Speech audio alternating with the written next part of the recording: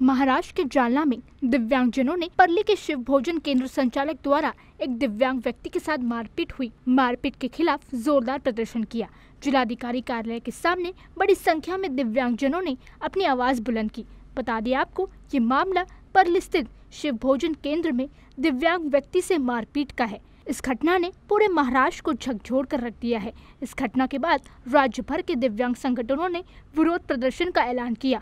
जालना में जिलाधिकारी कार्यालय तक दिव्यांगों ने विरोध मार्च निकाला। जिले भर से आए विभिन्न दिव्यांग संगठनों ने इस प्रदर्शन में हिस्सा लिया और अपनी मांगों को पुरजोर तरीके से रखा।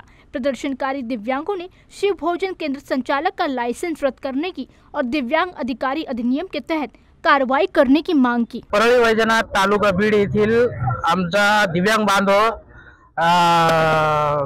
शिवभोजन येथे जेवणासाठी गेला असता तो त्याला काय मध्ये जाता आलं नाही। शिवभोजन चालकाला त्याने बाहेर आणून दे म्हणून असं काहीतरी त्याला सांगितलं। ते शिवभोजन चालकाला मान्य झाले नाही। त्यानं बाहेर येऊन त्या दिव्यांगाला मारहाण केली आणि त्या मारहाणीचा आम्ही सर्व पक्षीय दिव्यांग बांधव येथे जाहीर निषेध करत आहे त्या घटनेचा। आणि ज्या व्यक्तीने त्या दिव्यांगाला ज्या मारहाण केली त्याच्यावर 2016 ऍक्ट कायद्याअंतर्गत त्याच्यावर कठोर कारवाई झाली पाहिजे। दुसरी गोष्ट, जो शिवभोजन चालक आहे त्याचा परवाना रद्द करण्यात यावा आणि भविष्यामध्ये दिव्यांगावर कोणीही असे प्रसंग आणू नये याची दखल घेण्यासाठी आम्ही जिल्हा अधिकारी कार्यालय येथे सर्वपक्षीय येथे निवेदन देत आहे। जी रितसर अशी मागणी आहे।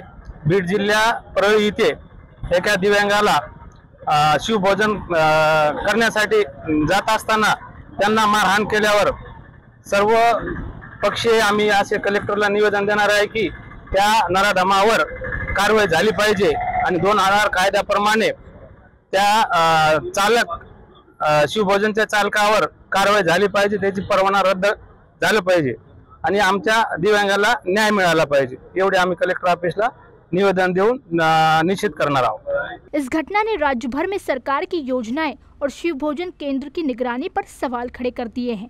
अब देखना होगा प्रशासन इस पर क्या कदम उठाता है। Bureau report, DC news India, Jalna.